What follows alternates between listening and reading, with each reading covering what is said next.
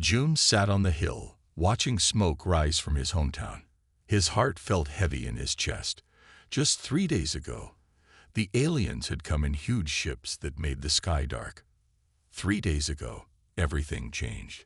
The aliens called themselves the Vorn. They were tall, 3 times taller than a man. They had 4 strong arms and skin hard as metal.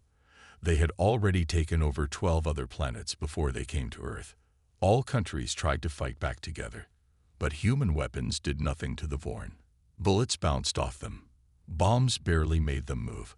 They knocked planes from the sky like insects and crushed tanks with their bare hands. June was a doctor in training. He had been visiting his parents when the first ships landed. His father, who used to be in the army, tried to protect them. June closed his eyes, but he could still see how easily the alien had killed his father. Just reached out and crushed his head like it was nothing. His mother and little sister died when their hiding place fell apart. June had only stepped out to find medicine for his sister's fever. When he came back, there was only broken concrete and dust. "We can't beat them in a fair fight," said a voice. June turned to see Sue, his friend since childhood. She wore a dirty military uniform. Dried blood covered one side of her face.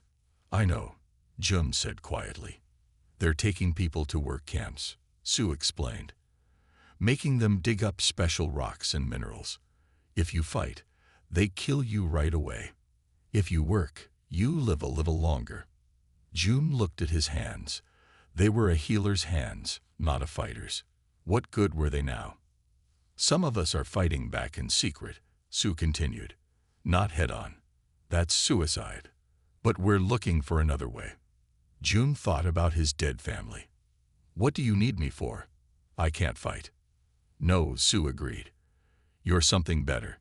You're smart. You know how bodies work."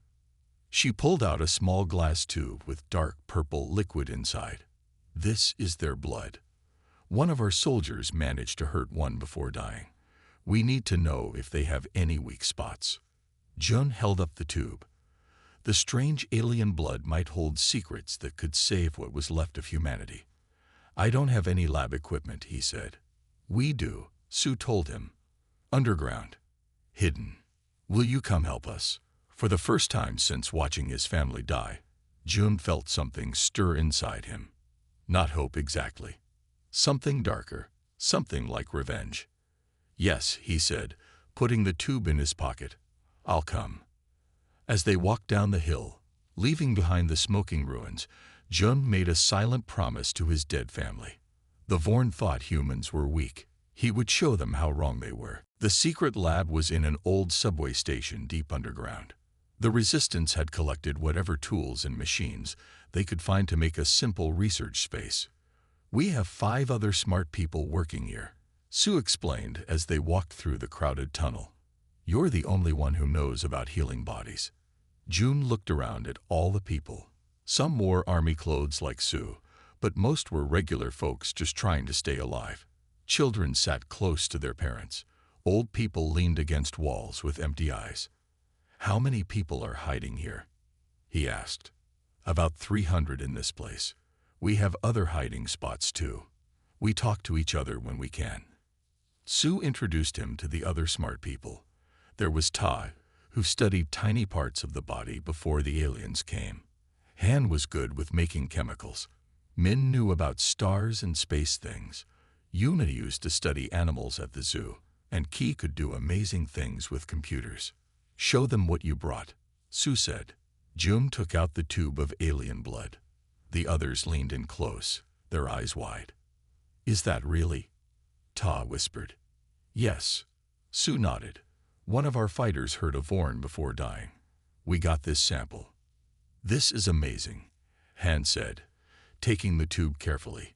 "We can look at what they're made of. Maybe find a weak spot." "We know they're strong and tough," June said, "but every living thing has weak points. Places that feel pain. Parts that can break." For 2 weeks, they worked day and night. The aliens kept taking over Earth, building bases and work camps. People in the resistance brought news of humans forced to work for the Vorn, digging up rocks and building things. Those who got too tired were killed. The aliens showed no mercy. Jun barely slept. When he closed his eyes, he saw his dead family. He studied the alien blood under special glasses, ran tests, and talked with the others about what they found. "They're not as different from us as we thought," he told everyone during a meeting. "Their blood and cells work a lot like ours. They even have the same things that carry messages through their bodies. But why are they so much stronger?" Min asked. "Because of where they come from," Jun explained. "Their home planet pulls harder on them, making them denser and stronger. Their skin has metal-like stuff in it, probably to protect them from strong light. But underneath all that, they have a weakness." "What kind of weakness?" Sue asked. Everyone wanted to know. Jun showed them a picture on a screen. Alien cells touching a special liquid they had made. "This," he said, "their pain system is more sensitive than ours, not less. They have strong bodies because their pain is very sharp. The right mix could make them hurt badly without killing them." The room got very quiet as everyone thought about this. "You want to use pain as a weapon?" Yuna asked softly. Jun thought about his father's broken head, his mother and sister buried under rocks. "They came to our home," he said. "They killed our families. They think we're like bugs." His voice stayed steady, but his eyes looked like fire. "If we can't be as strong as them, we'll make them hurt like we do. We'll show them humans aren't as weak as they think." Tai stood up. "I'll help you make more of this pain liquid." One by one, the others agreed to help. Even those who looked worried knew this was about staying alive, not being nice. As they went back to work, Jun saw Sue watching him with a strange look. "What?" he asked. "Just a few weeks ago, you were learning to be a doctor," she said. "You promised to never hurt anyone." Jun looked at his hands, healing hands now working to cause pain. "That was before the world ended," he said. The pain liquid was ready a week later. They named it Sting. It hurt Vorn nerves but didn't harm humans. When a Vorn touched it, they would feel so much pain they couldn't move or fight. "We need to test it," Jun said during the planning meeting. 30 fighters had gathered to hear how the weapon worked. "You mean we need to catch one alive?" Sue said. Jun nodded. "A small group would be best. 2 or 3 Vorn, away from their main army." Jun, the leader of their group, frowned. "That won't be easy. They always travel in groups of 5, and they're never far from help." "What about the work camps?" asked Buck, a former police officer. "They have smaller groups walking around the edges." Sue shook her head. "Too dangerous. Too many humans could die if we're seen." "The mining place in the mountains," Duck said quietly. He didn't talk much at meetings, but when he did, people listened. Before the aliens came, he was a famous army planner. They've started a small base there. Every day, small groups look for new places to dig. I've seen 3 Vorn groups there. "That's 30 kilometers from here," Jun pointed out. "Yes," Duck agreed, "which means it's probably not as well guarded as places closer to their main base." The planning took another day. They would send 10 fighters. Sue and Bake would lead. Jun insisted on going too. "You're too important," Jun argued. "If something happens to you." "Nobody understands Sting better than I do," Jun replied. "If something goes wrong with it, I need to be there to fix it." Really, he had another reason. He needed to see it work. He needed to see the creatures that destroy his world feel some of the pain they caused. They left at night, driving 2 cars with covered lights. The mountains were dark against the starry sky. Vorn ships flew above, but they stayed on main roads. The resistance had learned their patterns. "Remember," Jun told the fighters as they drove, "the dart must break their skin. Aim for joints or eyes, anywhere the armor is thinner." They had changed dart guns to shoot Sting. Each fighter carried 2. They would only get 1 chance. Dawn was breaking when they reached the hills. They left the cars and walked quietly through the forest. Duck was right. They spotted 3 Vorn moving along a ridge, scanning the ground with humming devices. Perfect, Sue whispered. They're alone, away from the main group. The fighters spread out, surrounding the aliens. June found himself beside Sue, heart pounding as they waited for the signal. Beck raised his hand, then dropped it. 10 darts fired at once. 9 hit their marks: joints, necks, the softer spots under the aliens' jaws. The effect was immediate and shocking. The Vorn didn't scream. Their voices were different from humans. Instead, they made a high, sharp noise that hurt June's teeth. They shook, all 4 arms waving wildly. One pulled out the dart and stared at it before falling down. Within seconds, all 3 were on the ground, bodies twisting in pain. The fighters came out of hiding, approaching carefully. The aliens couldn't seem to move right, but no one was taking chances. June walked forward, a medical scanner in his hand. He needed to check if Sting was working as planned. Be careful, Sue warned, her gun pointed at the nearest Vorn. The alien's 4 eyes fixed on June as he came closer. Even through the pain, there was something in that look. Surprise, maybe. The creature had never thought a human could do this to it. How does it feel? June asked softly, knowing the Vorn couldn't understand him. This is just the start. The scanner showed exactly what he'd hoped. Sting was attacking the aliens' nervous systems perfectly. The pain would last about 1 hour before fading. We need to take one back for more tests, he told the others. The other 2. He didn't need to finish. Beck raised his gun and shot 1 Vorn in a vital spot. Another fighter did the same to the second alien. The third, the one June had scanned, was tied with metal cables from building sites, the only material strong enough to hold them. It took 6 people to lift the creature into their car.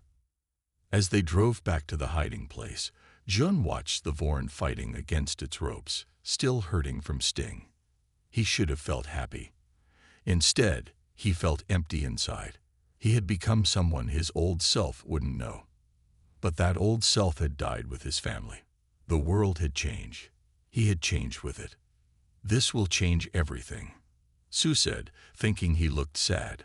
We can make more Sting, share it with other resistance groups. For the first time, we have a weapon that works. June nodded but said nothing. The Vorn had taught humans about strength. Now humans would teach them about pain. The captured Vorn was put in a strong room they had made in the lowest part of the hiding place. Even weak from Sting, it took 10 people to move it from the car. The creature didn't make noise anymore, but its 4 eyes followed every move, watching and thinking. The pain liquid is wearing off, Jun said, checking his scanner.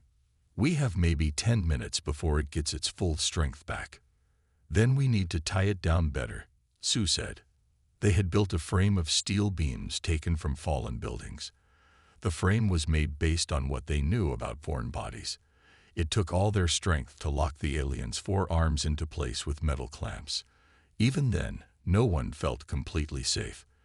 These creatures had torn through solid concrete with their bare hands. Everyone out except the research team, Jun ordered when they finished. And keep your weapons ready. The room emptied until only Jun, Ta, Han, and Sue remained. The Vorn watched them, breathing fast but steady. The pain was going away. It was becoming more aware. We need to talk to it, Ta said. The machines they use when giving orders to human workers, we've seen them. We don't have one, Sue pointed out. No, but we have the next best thing, Han replied, pointing to a computer they had set up. We've been recording and studying how they talk. The program isn't perfect, but it might let us talk a little. As Sting fully wore off, the Vorn tested its ties. The metal groaned but held. Then, surprisingly, it spoke, a series of clicks and buzzing that the computer tried to translate. You will die. Slowly appeared on the screen. Nice, Ta muttered. June stepped forward, looking straight into those 4 alien eyes without fear. We have questions, You will answer them. The computer changed his words into Vorn sounds. The alien made a new series of noises that might have been laughing. Humans, weak, prey, the translation read. Jun held up a needle filled with sting. Do you know what this is? The Vorn's outer eyelids moved, like a human frown. It's the thing that brought you down. Jun continued. It targets your nervous system. The pain you felt was just a small taste of what's possible. We can make it stronger. He didn't want to be someone who tortured others, but he needed information and the lives of everyone in the resistance, maybe all humans, depended on getting it. If you answer our questions truthfully, we won't use it again, he said. If you refuse or lie, he let the alien imagine what would happen. The Vorn stared at him for a long time. Then it began to speak, the computer translating its words into broken speech. Ask questions before you die. For hours, they questioned the creature about Vorn bodies, checking what they had learned from their research, about their army setup and technology, about their home planet, and why they had come to Earth. Some answers were simple. Others seemed meant to scare them. Descriptions of Vorn weapons that could destroy whole cities, of more aliens coming, of how other species had been wiped out when they fought back. Why Earth? Jun asked. Why come so far to attack us? Resources, came the answer. Minerals, specific to your world. Rare, valuable. You could have traded with us, Ta said. We would have shared. The Vorn made that laughing sound again. Trade with livestock. Your species exists to serve or die. Jun felt cold anger spread through him. You see us as animals. Less than animals. The translation read. Tools until broken. Sue leaned close to Jun. We're not getting anything useful. It's just trying to scare us. She was right. The Vorn was giving basic information they mostly already knew, while adding threats and boasts about Vorn power. It believed help would come. It believed humans were no real threat. Jun approached the tied alien again. One last question. The work camps. What happens to the humans there? Work until death. Weak, die. First, strong. Last, longer. All die eventually. And the children, the old people. No, use, disposed. The room fell silent. Jun stared at the Vorn, seeing not an alien being but everything humans were fighting against. Cold, cruel, seeing other living things as nothing but tools to use and throw away. Thank you for your honesty, Jun said finally. He turned to the others. We have what we need. Let's go. News about the captured Vorn spread through the resistance network. People from other hiding places came to see the prisoner, to learn about Sting, to take the formula back to their own smart people. Within 2 weeks, 5 different bunkers had started making the pain liquid. We need to plan our first big attack, Jun said during the meeting. Hit them in many places at the same time. Use the confusion to free workers from the camps. The captured Vorn had given useful information, even while trying to scare them. They now knew more about patrol patterns, how the aliens talked to each other, and who was in charge. This knowledge would help them plan their attack. Jun had kept working on Sting, making it stronger and longer lasting. His team had also made different types, one that could float in the air, another that would spread through water. The liquid still only hurt Vorn, not humans or most Earth life. The work camp near the old factory area should be our main target, Sue suggested, pointing to a map they had drawn. Our scouts say there are at least 300 humans there, forced to process rocks from the mines. The guards are heavy, Duck warned. At least 20 Vorn guards. That's why we need something to distract them, Back said. Hit their command post first. Pull forces away from the camp. The planning went on for days. Messages traveled between resistance groups, making sure they all attacked at the same time. They would strike in 1 week, when the moon was dark. 6 targets at once, 3 work camps, 2 command posts, and 1 landing area where supply ships came. The night before the attack, Jun couldn't sleep. He sat in the lab, looking at tubes of sting, each one able to bring a Vorn to its knees. Having second thoughts, he turned to see Sue standing in the doorway, her face hard to see in the dim light. "No," he answered honestly, "just thinking about tomorrow, about what happens if we win." She came into the lab, sitting across from him. "We free hundreds of people. We show the Vorn we can hurt them. We give humans hope. And after that?" June asked. "This isn't a war we can win the normal way. Even with Sting, they have more soldiers, better weapons. One step at a time," Sue said. "Tomorrow we show them we're not animals. We're not tools to be used and thrown away." She paused. "Do you regret making it?" The pain liquid. June thought of his family, of the countless others who had died, of the humans in those camps, working until death. "No," he said. "In medical school they taught us to do no harm. But sometimes, to heal something, you have to cause pain first. Cut out the disease." He looked at the tubes. "The Vorn are a disease on this planet." Sue touched his hand briefly. "Get some rest. Tomorrow will change everything." The coordinated attack began at midnight. June went with the team targeting the work camp, carrying doses of Sting and medical supplies for the prisoners they hoped to free. 50 fighters against 20 Vorn guards and whatever help might come. They moved under cover of darkness, using the sewers to get close to the edge. The camp was surrounded by a high fence topped with sharp wire, designed to keep humans in, not expecting an attack from the outside. At exactly midnight, they heard far-off explosions. The distraction at the command post had started. "Now," Bake whispered. The first wave of fighters cut through the fence, while others provided cover, weapons ready. June waited with the second wave, heart pounding as he watched the dark shapes move forward. The alarm sounded minutes later, a sharp wail that cut through the night. Vorn guards appeared, moving with scary speed toward the breach. "Fire," Bake ordered.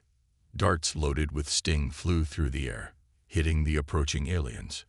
Just like before, the effect was immediate. The massive creatures stumbled, their movements becoming jerky. The awful high sound filled the air as they felt pain beyond anything they had evolved to handle. But not all the darts found their targets. 3 Vorn continued their charge, seemingly not hit. "Second round," Bak shouted. More darts fired. 2 more aliens fell. The last reached the human line, grabbing the nearest fighter and crushing his chest with a single squeeze. June watched in horror as the Vorn tore through 3 more humans before a lucky shot finally brought it down. The speed, the strength, even knowing what they faced, seeing it up close was terrifying. "Move in," Minna ordered when the guards were neutralized. "Find the prisoners." They rushed into the camp, splitting into teams. Hyun followed Minna toward what appeared to be barracks, long, low buildings where humans might be kept. The doors were locked, but not designed to withstand determined attack. They broke through to find rows of thin mattresses on the floor. People stared at them with hollow eyes, thin, dirty, some with injuries that had gone untreated. "We're with the resistance," Minna announced. "We're here to free you." No one moved. No one spoke. Hyun realized with growing unease that they were afraid, not of the Vorn, but of hope, of believing in rescue only to have it snatched away. He stepped forward, medical bag in hand. "My name is Hyun. I'm a doctor. We're real, and we're really getting you out of here." A woman stood, shakily. "They'll come after us. They always do." "Not this time," Hyun promised. "We have a weapon that works against them now. You've seen it, the guards outside." Slowly, the prisoners began to move, gathering what few possessions they had. Hyun and the other medics started treating the worst injuries, preparing people for the journey back to the bunkers. As they worked, reports came in from the other teams.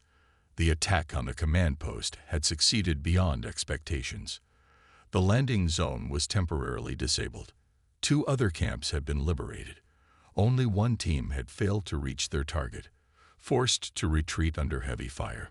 By dawn, they were moving through the sewers again, hundreds of former prisoners following in a long line. They would be distributed among different bunkers, given food, medical care, a chance to recover. Hyun walked alongside a man who had been a teacher before the invasion. His left arm ended in a stump where the Vorn had amputated it after he collapsed from exhaustion. "I never thought anyone would come," the man said, his voice hoarse from disuse. "We heard rumors of resistance, but after weeks in that place, you stop hoping." "Hope is all we have," Hyun replied. "That and each other." As they emerged from the sewers into the hidden entrance of the main bunker, Hyun looked back at the line of rescued humans. Agony had made this possible. Pain had become their weapon against creatures who dealt in suffering. For the first time since the invasion, humanity had won a battle. It wasn't the war, not yet, but it was a beginning. The Vorn response came 3 days later, and it was brutal. They started with the area around the freed work camp, bombing every building that might hide humans. Then came the ground forces, hundreds of Vorn soldiers moving through the ruins, hunting for survivors. But the resistance had expected this.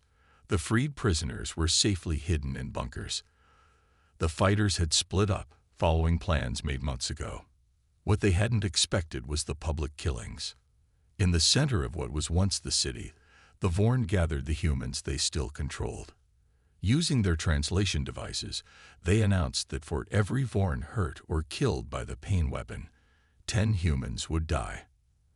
They made the killings slow, and they showed them on screens, hacking into remaining communication networks so the resistance would see. In the main bunker, Jun watched with the others as the nightmare played out on salvaged screens. No one spoke. No one could. When it finally ended, Jun turned off the screens. The silence in the bunker was complete. "This is what they want," he said finally. "They want us to give up, to surrender because we feel guilty. Those people died because of us," someone in the back said. "Because of what we did." "No," Sue replied firmly. "They died because of what the Vorn did. They were already slaves, already dying slowly. The Vorn just made it public this time." Jun said nothing. The empty feeling inside him had grown. He remembered making Sting, the satisfaction he'd felt watching the aliens feel the suffering they had caused humanity. Now he wondered what they had started. "We can't stop," Jun continued. "If we give up now, everyone dies anyway. Maybe not today or tomorrow, but eventually. You heard what they said in the camps. Humans work until death." Slowly, people nodded. The hard truth was that there was no way back to the world before. Only forward, through whatever darkness lay ahead. "We need to change our plan," Duck said. "The attacks together worked, but now they'll be ready. And they've shown they'll use human shields. We need to hit them where there are no human prisoners," Back suggested. "Their ships, their rock processing centers." The planning began again, but Jun left. He went back to the lab, where Tai and Han were already working. "We saw," Ta said simply. "We need something more targeted," Jun told them. "Something that won't put more humans at risk." For a week, they worked on a new type of sting. This one was made to infect the minerals the Vorn were mining, the very resources they had invaded Earth to get. It would be harmless until processed using Vorn technology. Then it would release its poison directly into their ships, their living areas. "It's clever," Han said as they tested the compound. "Poetic, even. The thing they came here to steal becomes the thing that hurts them." On the 8th day after the killings, a new message was broadcast. A single Vorn, bigger than any they had seen before, speaking through a translation device directly to cameras they had set up. "Human resistance," the message began. UAV used pain against US. You believe this make you strong. It do is not. The alien continued, explaining exactly what would happen next. More killings, worse conditions in the camps, no mercy for anyone found helping the resistance. Surrender your weapon and those who created it, or new teach your species, die slowly. They tracked the broadcast sourced to what had once been the city hall, now turned into the main Vorn headquarters in the region. The alien who had spoken was identified by their prisoner as the regional commander, one of the highest-ranking Vorn on Earth. They're scared, Sue realized. They wouldn't make demands if they weren't worried. Or they're trying to draw us out, Duck warned. Get us to try another rescue mission, this time with their commander as bait. Either way, it changes nothing, Jun said. We continue as planned. The mineral infection begins tonight. But Jun had been thinking, watching the commander, seeing how it spoke directly to humans rather than treating them as animals. Something had changed. What if we could talk to it? He suggested. Everyone turned to stare at him. The commander, he explained. What if we could communicate? Not to give up, but to negotiate. Negotiate what? Sun asked incredulously. They're here to strip our planet and kill us all. We don't know that for certain, Hyun replied. Our prisoner told us they want resources. Maybe there's a way they can get what they need without destroying us. You can't be serious, Minna said. After what they've done. After what we just watched them do. Hyun met her gaze steadily. I'm thinking about survival. Not just for us in this bunker, but for humanity. We can hurt them with agony, yes. We might even kill many of them. But eventually, they'll adapt or bring overwhelming force. We need another option. Do consider this. What exactly are you proposing? Let me talk to the commander, Han said, with our prisoner as translator. Not to surrender, but to suggest an alternative. If they want certain minerals, perhaps we can help them extract them more efficiently, without enslaving humans, without the killing. And why would they agree to that? Tai asked. Because agony works, Hyun answered simply. Because we've shown we can hurt them. Because continuing this way costs them too. They're losing soldiers, equipment, time. A heated debate followed. Some thought the idea was suicide. Others saw it as capitulation. But eventually, a compromise was reached. They would proceed with the mineral contamination plan and attempt communication. Under cover of darkness, teams went out to the mines, introducing the new variant of agony into the extracted ore. Meanwhile, Hyun prepared for what might be the most important conversation of his life, and perhaps of humanity's future. I'm coming with you, Minna said as he packed his equipment. It's too dangerous, he objected. I need to go alone. Show them I'm not a threat. You created agony, she reminded him. You're the biggest threat they face, and I'm not letting you walk into their headquarters without backup. In the end, they compromised. Minna would accompany him to a designated meeting point, but Hyun would approach the final location alone. They would bring their Vorn prisoner, partially sedated to prevent resistance, but alert enough to translate. As dawn approached, Hyun found himself standing at the edge of the ruined city, staring at the former city hall in the distance.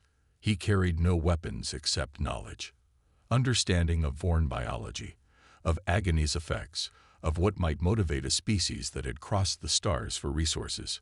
Are you sure about this? Minna asked one last time. Hyun looked at the alien prisoner, then back at the headquarters where the commander waited. No, he admitted, but I'm sure we need to try something beyond causing pain, or we risk becoming what we're fighting against. He stepped forward, into the unknown. Negotiate what? Buck asked in disbelief. They're here to take our planet and kill us all. We don't know that for sure, Jun replied. Our prisoner told us they want resources. Maybe there's a way they can get what they need without destroying us. You can't be serious, Sue said. After what they've done. After what we just watched them do. June met her eyes steadily. I'm thinking about survival. Not just for us in this bunker, but for all humans. We can hurt them with sting, yes. We might even kill many of them. But eventually they'll adapt or bring more forces. We need another option. Jun thought about this. What exactly are you suggesting? Let me talk to the commander, Jun said, with our prisoner as translator, not to give up, but to suggest another way. If they want certain minerals, perhaps we can help them get them more easily, without enslaving humans, without the killing. And why would they agree to that? Duck asked. Because sting works, Jun answered simply. Because we've shown we can hurt them. Because going on this way costs them too. They're losing soldiers, equipment, time. A heated argument followed. Some thought the idea was suicide. Others saw it as giving up. But finally, they reached a middle ground. They would go ahead with the mineral infection plan and try to talk. Under cover of darkness, teams went out to the mines, putting the new version of sting into the extracted ore. Meanwhile, Jun prepared for what might be the most important conversation of his life, and perhaps of humanity's future. I'm coming with you, Su said as he packed his equipment. It's too dangerous, he objected. I need to go alone. Show them I'm not a threat. You created sting, she reminded him. You're the biggest threat they face, and I'm not letting you walk into their headquarters without backup. In the end, they agreed to compromise. Su would go with him to a meeting point, but Jun would approach the final location alone. They would bring their Vorn prisoner, partly sedated to keep it calm, but awake enough to translate. As dawn approached, Jun found himself standing at the edge of the ruined city, looking at the former city hall in the distance. He carried no weapons except knowledge, understanding of Vorn biology, of sting's effects, of what might drive a species that had crossed the stars for resources. Are you sure about this? Su asked one last time. Jun looked at the alien prisoner, then back at the headquarters where the commander waited. No, he admitted, but I'm sure we need to try something beyond causing pain, or we risk becoming what we're fighting against. With that, he started walking toward the city hall. 2 Vorn guards met him halfway. They searched him roughly, 4 hands moving over his body looking for weapons. Finding none, they led him inside what had once been the grandest building in the city. The commander waited in what had been the mayor's office. It was even bigger than Jun had expected, standing nearly 4 meters tall, with armor plating that gleamed in the morning light. Its 4 eyes fixed on Jun the moment he entered. The creator of pain, the translated voice boomed from a device on the wall. You are brave to come here. I'm here to talk, Jun said, trying to keep his voice steady, to find a way to end this war. The huge alien made a sound that might have been laughter. War? This is not war. This is pest control. Jun felt anger rise in him but pushed it down. Getting emotional wouldn't help. You came for resources, minerals, but your current method is inefficient. The commander's outer eyelids flickered, the Vorn equivalent of raised eyebrows. Explain. Humans know this planet. We've been mining it for centuries. We know where the richest deposits are. We have machines, techniques. We could help you extract what you need much faster than forcing scared, starving humans to work until they die. And what would you help us? So we can live, Jun said simply. You get your minerals faster. We get to survive. Both sides benefit. The commander was silent for a long moment. Then it leaned forward, its massive head coming close to Jun's. You mistake me, human. I do know THFY Science. IDWANTOBEDINC. IWANTFER. Jun felt like the floor had dropped from under him. He had hoped that maybe, just maybe, the Vorn were practical beings who would see the value in cooperation. But the commander's words destroyed that hope. Then you'll never get what you want, Jun said, his voice stronger now. Humans don't break easily. We'll keep fighting. We'll keep hurting you. And even if you kill us all, you'll have lost time and resources you could have saved." The commander made a deep rumbling sound. "Bold hordes from a species, HFY will be extinct within a year." "Maybe," June admitted. "But extinction takes time. How many Vorn will suffer before then? How many resources will you lose? Is your pride worth that much?" The massive alien studied him with all four eyes.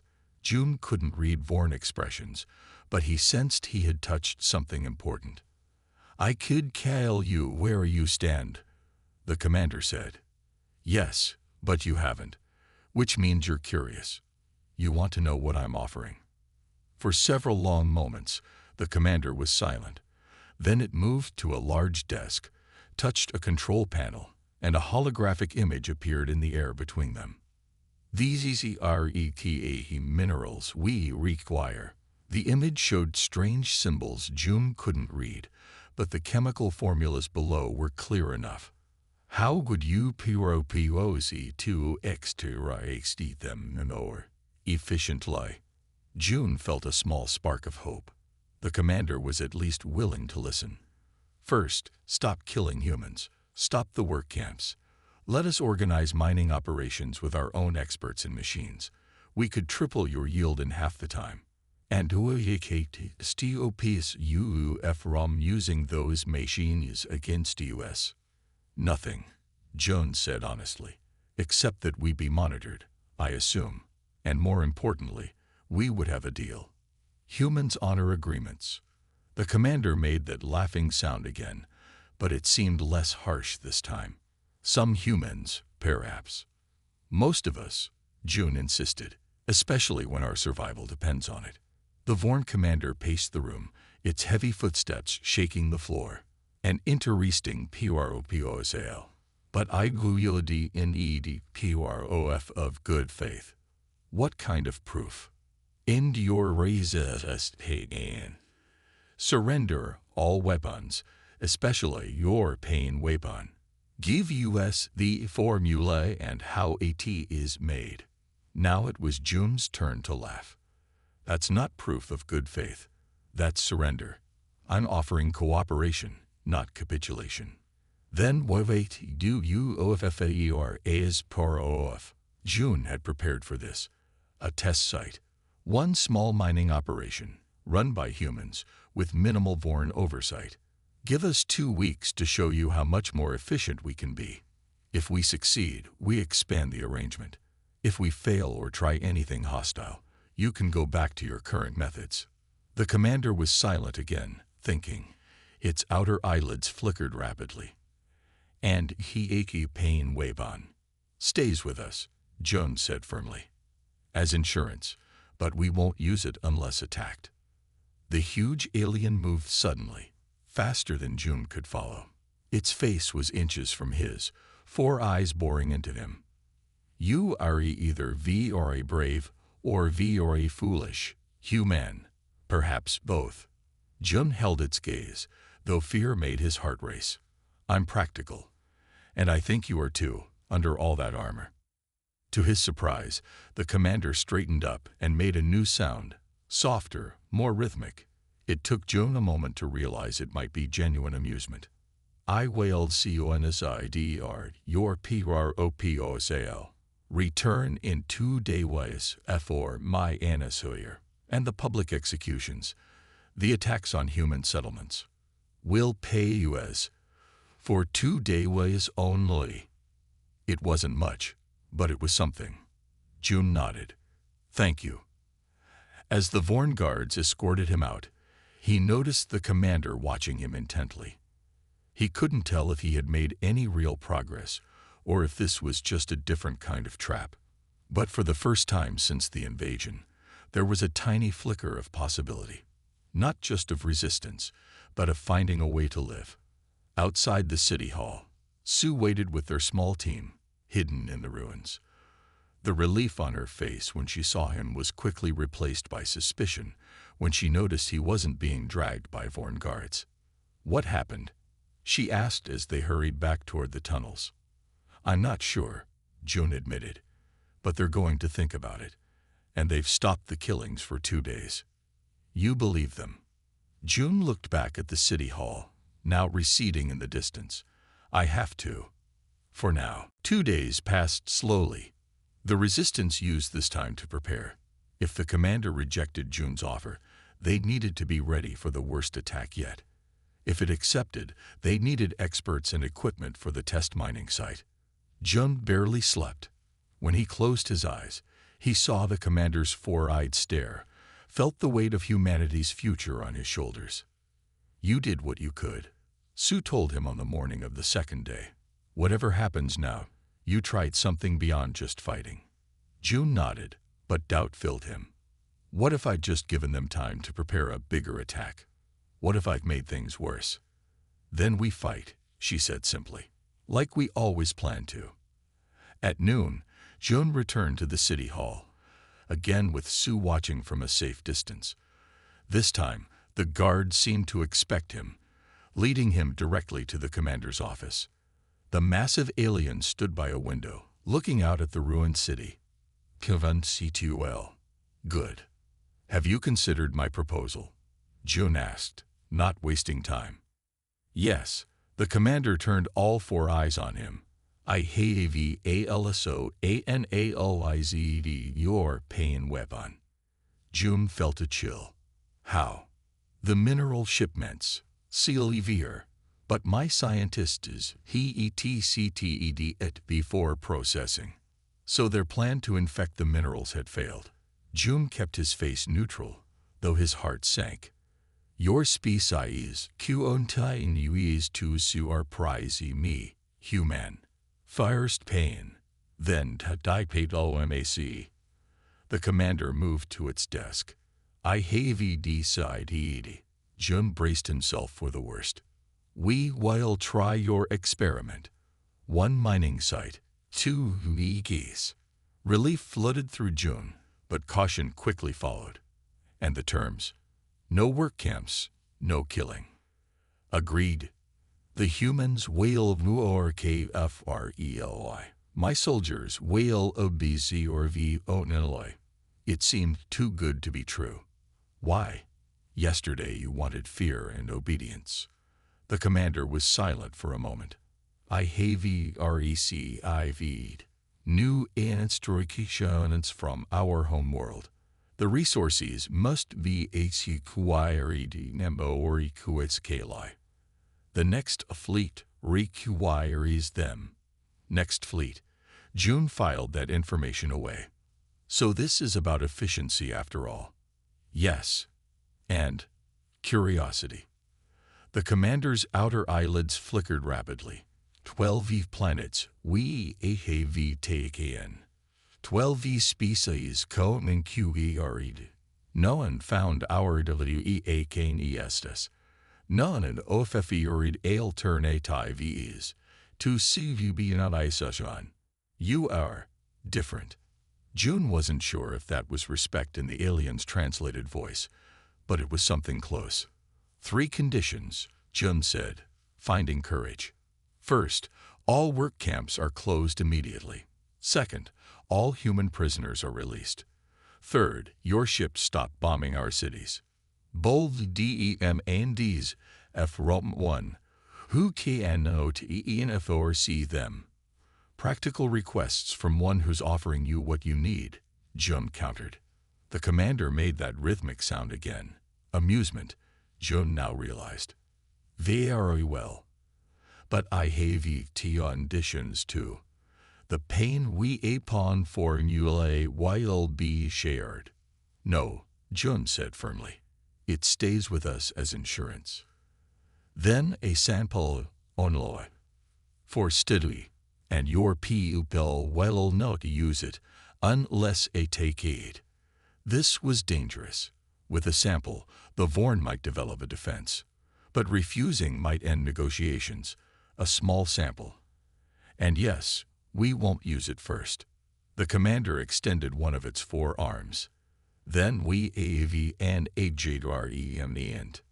June looked at the massive hand, twice the size of his own. Then he reached out and shook it. As June left the city hall, he felt both hope and worry. This could be the beginning of peace or a clever trap. Either way, it was better than endless war. Sue met him at their rendezvous point, eyes wide with questions. They agreed, June told her. We're going to try cooperation instead of fighting. Can we trust them? She asked. No, June said honestly. But they can't fully trust us either. We both have something the other needs. That's the closest thing to balance we're going to get. As they walked back to share the news, June looked up at the sky. Somewhere up there, more Vorn ships were coming. The commander's slip had revealed that much. But now, humans had time. Time to prepare, time to learn, time to strengthen Sting if needed. The Vorn had come believing humans were weak. They had learned humans could match their pain. Now they would learn humans could match their cunning too. The invasion wasn't over. But for the first time, June dared to hope that humanity might survive it.